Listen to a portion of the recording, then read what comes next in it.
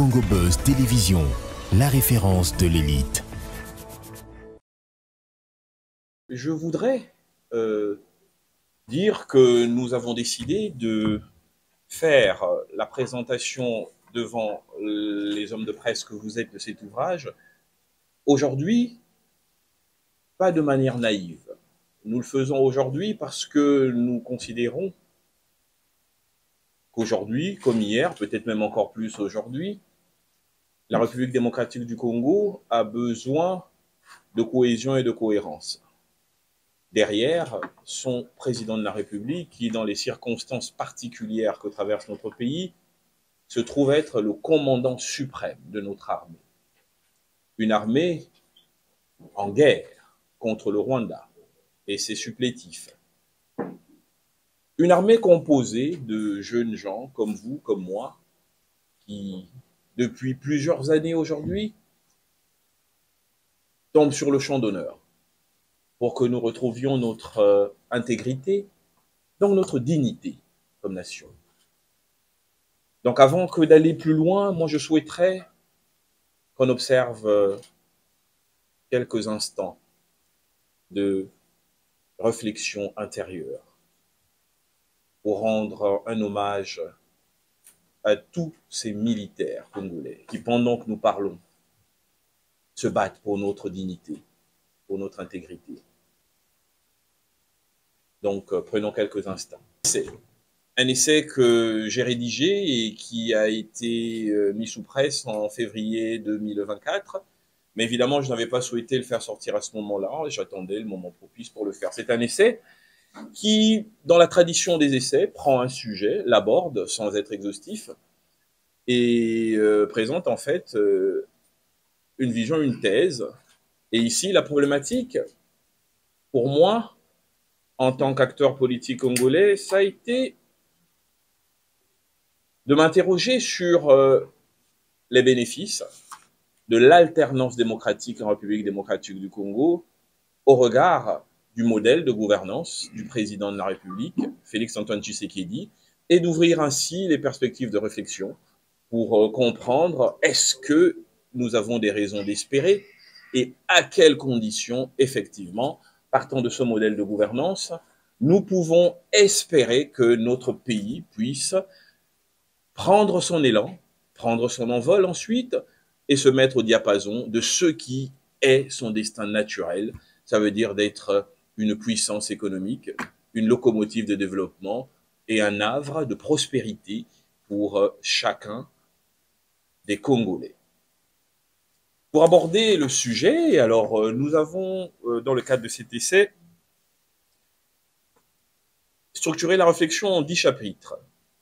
Nous avons réfléchi dans un premier temps sur la question du comment ce pouvoir est arrivé entre les mains de Félix Tshisekedi, le contexte historique, la controverse même autour de la légalité, de la légitimité ou non de son élection à la tête du pays, la polémique qui a pollué le débat à l'entame de son mandat et qui nous a fait perdre, de par l'opposition extérieure, ça veut dire le Lamouka, et de l'opposition intérieure, ça veut dire le conflit permanent FCC-Cash.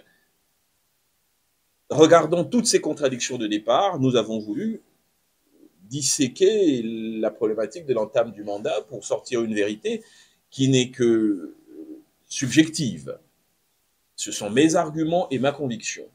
Moi, je reste convaincu que le président de la République a effectivement gagné les élections de 2018. Je l'explique. Dans les 2 premiers chapitres, j'explique pourquoi cette controverse de départ a handicapé, si vous voulez, l'efficacité les 2 premières années de l'alternance démocratique. Ensuite, j'aborde dans le 3e chapitre ce que j'ai pu percevoir comme changement dans la gestion de l'État. Parce qu'il ne faut pas oublier que ce que j'écris est le résultat d'une expérience. Ayant été un des membres du premier gouvernement dirigé par Félix-Antoine Tshisekedi, dans le cadre de l'accord FCC4, je parle ici du gouvernement Ilunkamba. J'ai été aussi ministre dans le gouvernement de Matata 2 et de Matata 3, donc à l'époque du président Kabila. Je pense avoir suffisamment d'éléments pour pouvoir comparer, et c'est pour ça que dans ce troisième chapitre, j'aborde la question du changement de la gestion de l'État, comment ça se passait avant et quelle est sa méthode en réalité à lui, le président de la République. J'ai voulu également entrer de plein pied dans la polémique de cette manière de gouverner. Et ça, c'est au niveau du chapitre 4, dans le cadre du changement de l'institution président de la République. Je parle du président à visage humain, un choix, un modèle de gouvernance, fait de proximité, fait de ses présences dans les mariages, dans les fêtes, dans les deuils. Je voulais montrer que c'était un choix de gouvernance qui n'était pas en contradiction avec la gravité que requiert le statesmanship d'une fonction comme celle du président, et qu'il était possible d'être très haut, là où on est président, et de rester humain. C'est le choix que le président de la République a fait, et j'analyse cela et je montre dans quelle mesure cela peut être également un mode de gouvernance empreinte d'efficacité. Dans le 5e chapitre, le 6e, le 7e, le 8e, le 9e, jusqu'au 10e, j'aborde des thématiques particulières autour des changements que j'ai pu observer à l'épreuve du pouvoir. Chapitre 6, je parle du virage diplomatique. Le chapitre suivant, j'analyse la diplomatie de la guerre et la problématique sécuritaire à l'est de la RDC. Au chapitre 7, la question sociale et économique, les changements, et ainsi de suite. Le chapitre 8, le changement à l'épreuve du pouvoir, bien sûr, ici, j'aborde la question politique et institutionnelle. Et le chapitre 9 et le chapitre 10 sont le cœur de notre approche. Nous n'avons pas voulu faire de cet ouvrage une simple apologie du président de la République. Nous avons voulu en faire un élément de communication et de réflexion sur les potentialités qu'offre ce modèle de gouvernance, les perspectives donc qu'elles peuvent engendrer pour la République démocratique du Congo, mais nous intégrons également les limites et ce qu'il faut faire pour enjamber ces limites, sans lesquelles le président de la République, bien qu'ayant dans son modèle de gouvernance un potentiel, n'arrivera pas à entrer au panthéon de l'histoire. J'intègre dans ce nouveau modèle de gouvernance la question fondamentale de l'implication forte des gens de notre génération, qui sont aujourd'hui au pouvoir avec le président Félix Tshisekedi. Je dis, notre génération a pris le pouvoir, elle a les manettes du pouvoir, elle a un accès et un accompagnement du président de la République, et il nous appartient de savoir comment est-ce que ce passage de relais il fait, parce qu'en réalité, le président de la République, dans son modèle de gouvernance, si vous êtes de fins analyses, vous voyez bien qu'il est en train de passer le relais entre sa génération politique et la nouvelle, qui est constituée de cette tranche d'acteurs politiques que vous voyez au sommet de l'État. Ils ont entre 30 et 55 ans.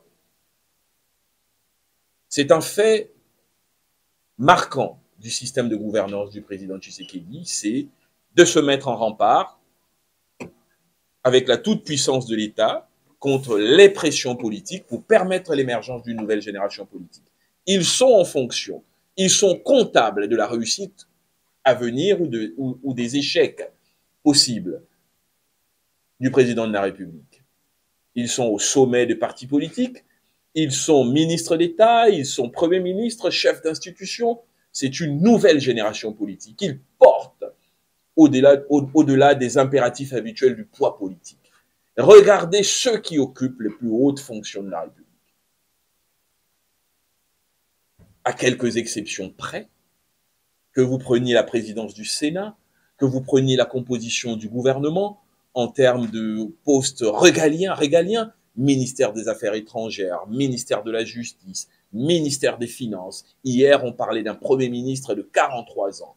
Les chefs de parti qui ont moins de 40 ans et des partis qui ont pignon sur eux des partis autour du président de la République, des nouveaux groupes politiques. Donc c'est un modèle de gouvernance qui montre qu'il y a cette volonté du chef de l'État d'être le passeur de génération. Maintenant, notre génération, et c'est ce que je dis dans ce livre, comme propos conclusif, doit être soit à la hauteur, parce que nous qui ne sommes pas à la table de la gestion, nous n'aurons plus de discours si eux, ils échouent. Parce que nous étions tous ensemble à critiquer, nous étions tous ensemble à rêver d'un grand Congo, et maintenant, la génération qui est la nôtre a la possibilité de faire ses preuves, de doter la République démocratique du Congo d'un État fort, respectable, qui assure la prospérité et la sécurité de ses enfants.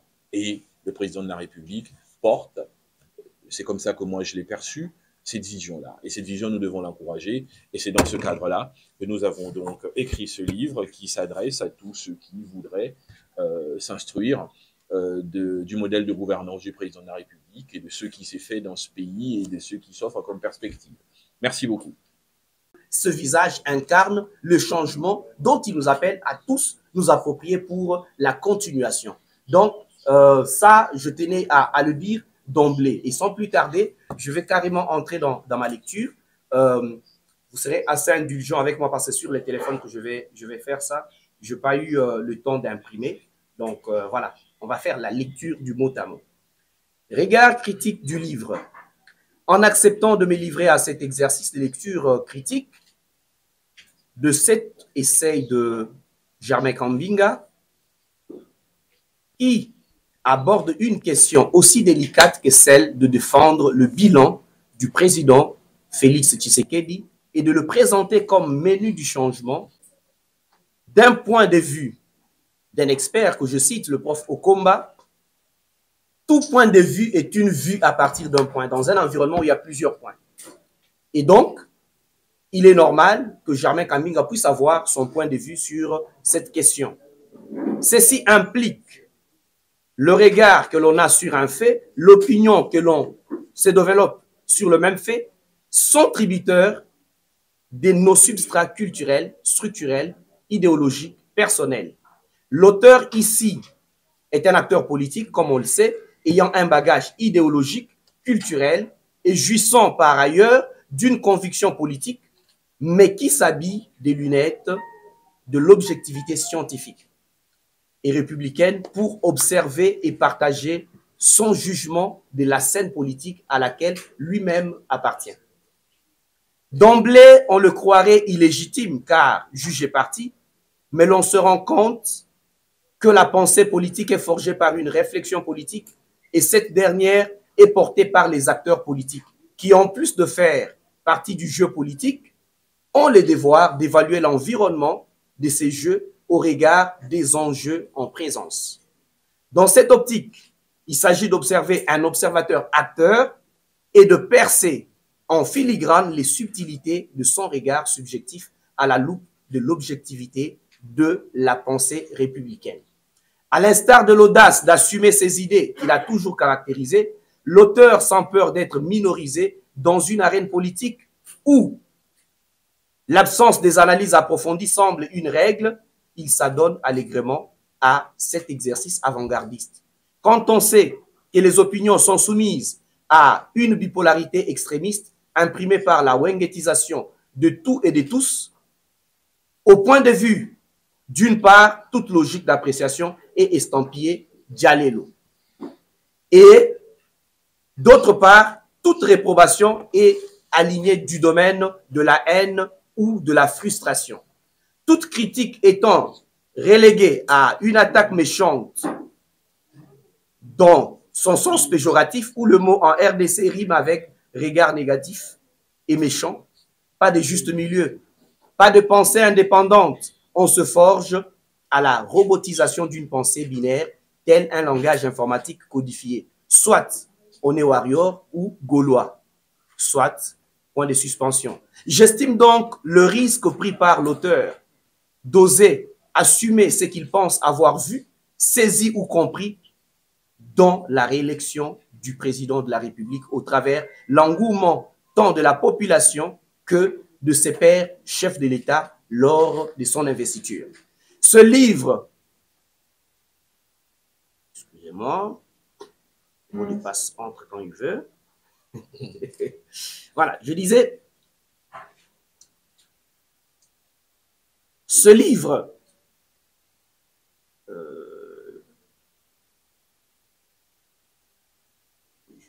voilà.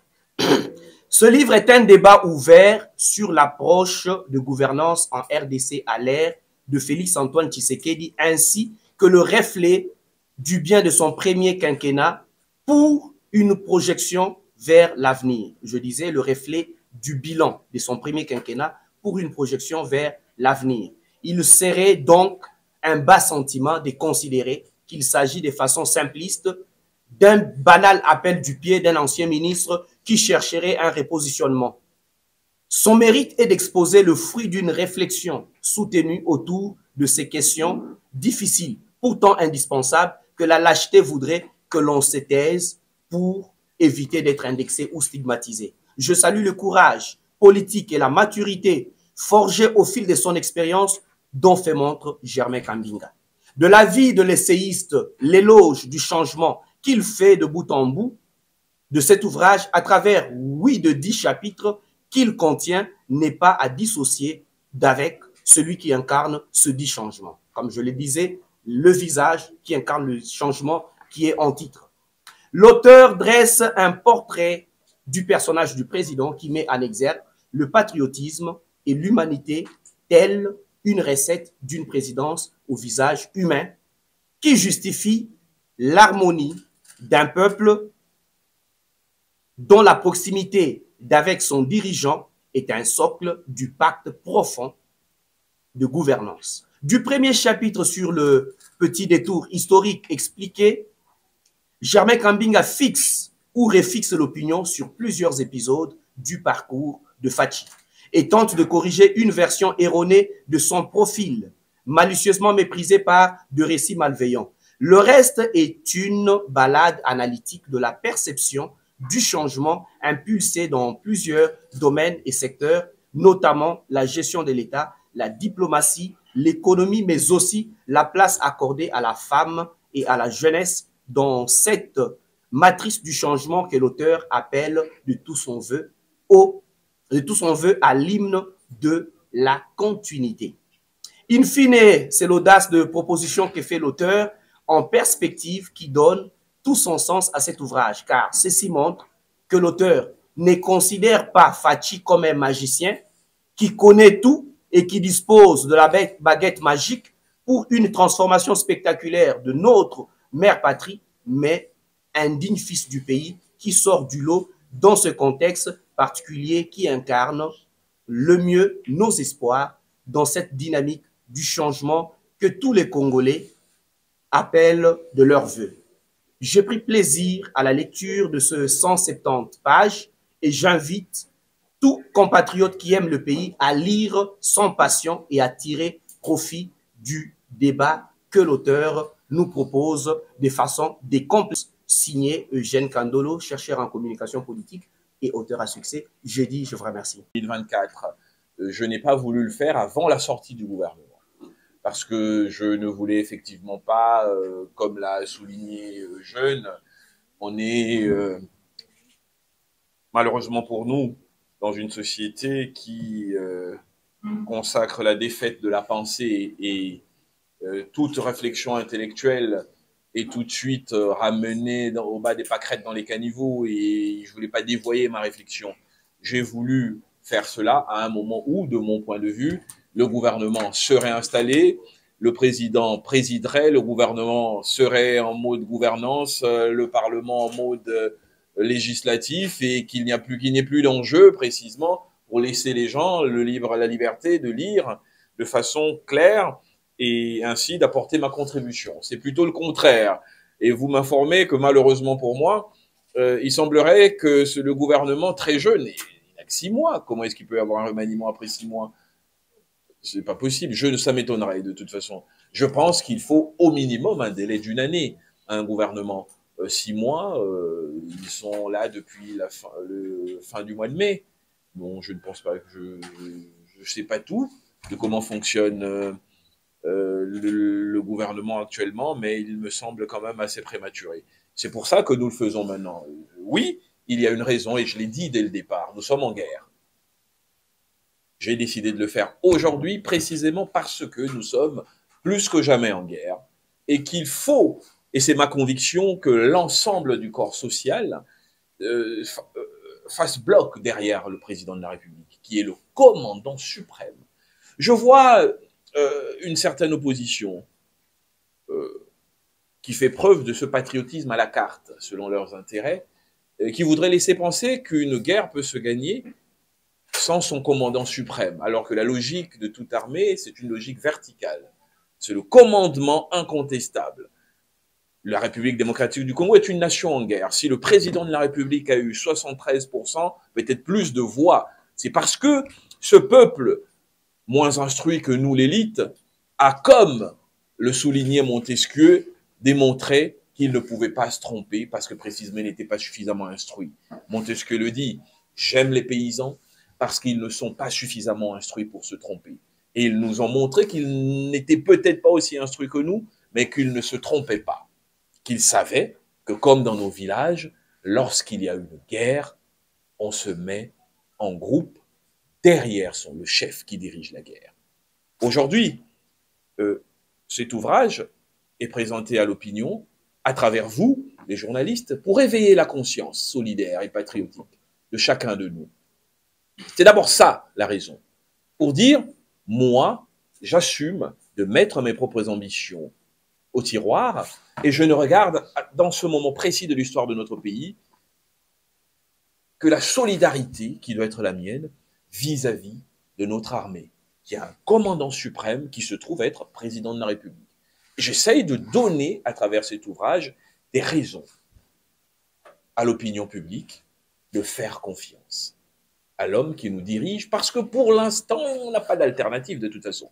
C'est lui qui doit nous faire gagner cette guerre. Nous devons nous mettre en ordre de bataille. C'est également une manière de galvaniser nos troupes, de leur dire qu'il n'y a pas dans ce pays que des politiciens qui veulent vous diviser. Il y a aussi dans ce pays des hommes qui peuvent ne pas avoir des besoins immédiats. Moi, je ne le fais pas, je n'aime pas quand j'aborde ce type de sujet, mais je suis désolé. Moi, j'ai organisé mon parcours politique pour que, au stade où je suis, 20 ans après, je ne sois pas sujet à un procès sur mon engagement politique qui se ferait pour des moyens de vivre. Non, moi je fais la politique pour des raisons de vivre. Et je me suis donné les moyens d'avoir cette liberté de faire la politique pour des raisons de vivre, pas pour des moyens de vivre. Je ne suis pas un ascète, je ne suis pas un stylite, un gymnosophiste, je ne suis pas un homme du renoncement. Donc je me suis organisé 20 ans durant pour que le moment venu, quand j'aurai atteint le stade de ma maturité politique, je sois à même d'assumer ma liberté. Donc rassurez-vous, je ne suis pas à la recherche d'un positionnement pour des moyens de vivre.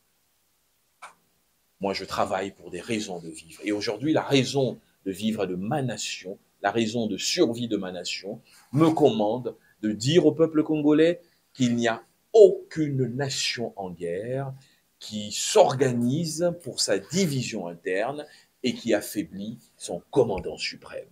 Aujourd'hui, nous sommes engagés sur le front du Massissi. Qui doit nous amener à la victoire? Est-ce qu'il y a une armée qui peut avancer sans qu'il y ait quelque part quelqu'un au niveau de l'Union africaine qui donne des ordres, qui fait des arbitrages sur des décisions stratégiques et essentielles? Non. Donc on ne peut pas se départir du soutien au président de la République dans une situation de guerre. Ce n'est pas une question périphérique, c'est une question centrale et de bon sens. Il n'y a aucune victoire dans l'histoire de l'humanité sans qu'il y ait de la force donnée ou d'accompagnement au commandant suprême. Si nos politiciens de l'opposition peuvent nous donner un seul exemple dans l'histoire du monde où ils ont vu une guerre être gagnée sans qu'il y ait un commandement vertical. Nous sommes disposés à prendre les leçons en toute humilité. Mais pour le moment, nous, ce qui nous intéresse, c'est de dire chaque Congolais doit apporter sa contribution à la cohésion nationale. Et il ne peut pas y avoir de cohésion nationale en temps de guerre si nous passons nos journées à affaiblir le commandement de l'armée. Et le commandement de l'armée, dans sa verticalité, commence au sommet par le président de la République. C'est le mandat que nous, peuple congolais, nous lui avons donné. Donc la sortie de ce livre aujourd'hui, c'est pour solidariser le peuple congolais derrière la chaîne de commandement militaire et au sommet, son commandant suprême. Voilà pourquoi ce livre, je le mets aujourd'hui à la disposition du public. Voilà la raison fondamentale. Et c'est important de le retenir. C'est important pourquoi? Je voudrais faire un petit détour historique. Vous vous souvenez que dans ce pays, après le 2 août de 1998, les Rwandais ont essayé de déstabiliser le régime du président Laurent Désiré Kabila. Ce régime n'avait qu'une année d'existence. Il héritait d'un territoire éclaté, d'institutions déliquescentes. Mais qu'est-ce qui sauve le Congo à ce moment-là d'une domination rwandaise? C'est le patriotisme. De l'armée, dans sa vaillance et dans son courage, mais surtout du peuple congolais, solidaire derrière son chef. Ils ont compris qu'ils ne pouvaient pas gagner contre les Congolais. Ils sont arrivés à Massina. Qu'est-ce qui s'est passé? Ils ont rencontré un peuple résolument derrière son chef, derrière l'intégrité de son territoire, qui était en lui-même, ce peuple, une armée. Mais pour arriver à cet état d'esprit, je ne vais pas demander, comme à l'époque de M. Kabila, une interdiction de fonctionnement des partis politiques. On ne peut plus le refaire. Quoique, on se demande, quand on voit certains discours face à la guerre, si on n'est pas un peu irresponsable, nous les politiciens.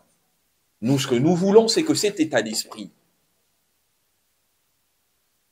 qu'il sache que derrière lui, ce militaire, il y a un peuple qui, avec une économie qui semble prendre le sentier d'une croissance permanente. On parle aujourd'hui de plus de 3 millions de tonnes de cuivre. Heidegger, c'est un grand penseur qui est d'ailleurs le mentor d'un autre penseur très connu dans le domaine des études du pouvoir, qui est Hannah Arendt, fait la distinction entre souveraineté et liberté, et considère que la souveraineté a une plus grande profondeur en termes de généalogie, parce qu'elle intègre l'idée même du libre arbitre. La liberté sans souveraineté est possible, mais la souveraineté sans liberté n'est pas possible. Vous prenez 2005, on est libre d'aller dire oui ou non à la Constitution, mais on est conditionné par un environnement politique qui aliène notre souveraineté. Premièrement, le texte est une émanation de l'extérieur, à travers des forces politiques intérieures stipendiées à cet effet. C'est ça l'histoire de notre pays. Le RCD par le Rwanda, le MLC par l'Ouganda, la partie gouvernementale qui est le cheval de Troie d'une communauté internationale qui veut reprendre la main sur le Congo. C'est tout cela qui fait sortir notre constitution en termes de texte. Le constituant dérivé de l'époque n'a aucune légitimité. Ce sont ces groupes-là qui constituent l'Assemblée nationale et qui mettent des commissions en place. Ensuite, le constituant originel qu'est le peuple est conditionné. En fait, on lui dit, écoutez, vous n'avez pas trop le choix. C'est ça qui va permettre au pays de se remettre sur le rail. Donc, il y a une espèce de liberté, j'ai presque envie de dire, conditionnelle qui est accordée au peuple. Donc, il y a une liberté, mais il n'y a pas de souveraineté. C'est ça la thèse d'Heidegger. Donc, quand vous dites que le changement de la Constitution peut avoir pour effet, en réalité, et je l'ai dit, c'est ça la crainte d'une certaine opposition. Et je vois pas pourquoi ils craindraient cela, pourquoi ils craignent un adversaire plutôt qu'un autre, puisqu'en définitive, le seul juge, c'est le peuple congolais. Moi, j'ai une confiance absolue au peuple congolais. Vous savez, en 2018, j'étais membre de la conférence des présidents et j'étais dans l'équipe de campagne parmi le petit groupe vraiment stratégique autour du président Kabila pour la réélection du dauphin, celui qu'on appelait Emmanuel Ramazani Shadari. Et si vous vous remettez dans le contexte de l'histoire, personne n'aurait parié 100 francs sur le changement de régime. Si on vous avait dit, en 2018, mettez vos économies, pariez sur la victoire de l'opposition, vous ne l'auriez pas fait. Parce qu'on était tous convaincus, effectivement, parce que c'est toujours comme ça, que le pouvoir va continuer. Shadari sera président. Mais qu'est-ce qui s'est passé? On a bien vu que vous pouvez avoir l'armée, les services de renseignement, vous pouvez avoir la magistrature, vous pouvez tout avoir. Mais lorsque le peuple ne veut pas, il ne veut pas. C'est très compliqué d'aller au-delà de la volonté du peuple. C'est ce qui s'est passé dans ce pays en 2018. On a déjà vu un pouvoir installé perdre le pouvoir. Parce que le peuple s'était majoritairement et radicalement mobilisé pour le changement. Donc, on peut changer de constitution si le peuple ne veut plus du président Tshisekedi. Premier élément, le président Tshisekedi ne sera plus président. Si vous êtes opposant et que le peuple vous soutient, ne cherchez pas des élections par défaut, cherchez des élections par adhésion à votre vision. Vous gagnerez. Par ailleurs, moi je pense qu'il y a quand même une question qui se pose s'agissant de ce sujet-là et à laquelle ni vous ni moi n'avons de réponse. Qui vous a dit que le président Tshisekedi a envie de se représenter en 2028? Au moment où nous parlons, soit vous faites des procès d'intention, soit vous laissez l'histoire se dérouler, et vous vous battez alors, dans ce cas, pour que le processus électoral à venir, quel qu'il soit différent de ceux qui se sont déroulés avant, en 2006, 2011, 2018 et 2023, pour avoir un processus qui garantisse avec encore plus de certitude la stricte symétrie entre les suffrages exprimés par le peuple et les résultats qui sont proclamés. Parce que le véritable enjeu, il est là. C'est de se dire, est-ce que la réforme constitutionnelle envisagée peut être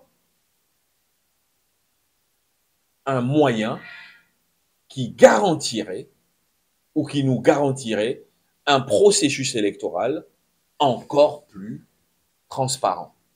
Et qu'effectivement, moi, monsieur le grand opposant, qui pense avoir la majorité des Congolais du centre, du nord, du sud, de l'est, de l'ouest avec moi, j'aurai la garantie d'être le prochain président élu de la République démocratique du Congo. Voilà la question de fond. Mais prôner le statu quo, c'est en fait faire la politique de l'autruche. Parce que, en l'état actuel, de toute façon, de notre architecture institutionnelle, constitutionnelle et textuelle, l'opposition ne peut pas gagner une élection. Parce que la prochaine CENI, si on s'en tient au texte en vigueur, sera, au regard du nombre d'élus à l'Assemblée nationale et au Sénat, composée plus que hier de manière déséquilibrée. On a plus de 450 députés issus d'un seul camp politique. Et les textes actuels sont clairs. C'est eux qui doivent composer la Commission électorale nationale indépendante. Ça veut dire, en gros, qu'ils vont envoyer des candidats qu'on dira sur le papier indépendants, mais qui en réalité sont choisis parmi les plus fidèles des présidents des groupes majoritaires de la majorité présidentielle. Ils vont en fait en mission par une espèce de démocrature. Ça veut dire une démocratie de façade, mais qui en réalité a comme ressort la force. On place nos gens à la Commission électorale nationale indépendante. Ces gens nous doivent des fidélités et nous permettent de construire des féodalités politiques qui mettent en exploitation permanente les intérêts de la République. Donc, si l'opposition veut gagner, elle doit se départir de cette faiblesse stratégique et se concentrer sur la poursuite de la proie. La proie, c'est le pouvoir.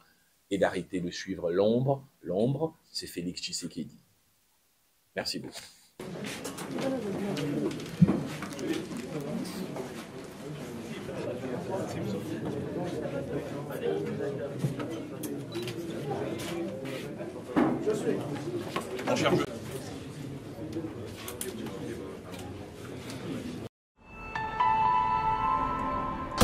Congo Buzz Télévision, la référence de l'élite.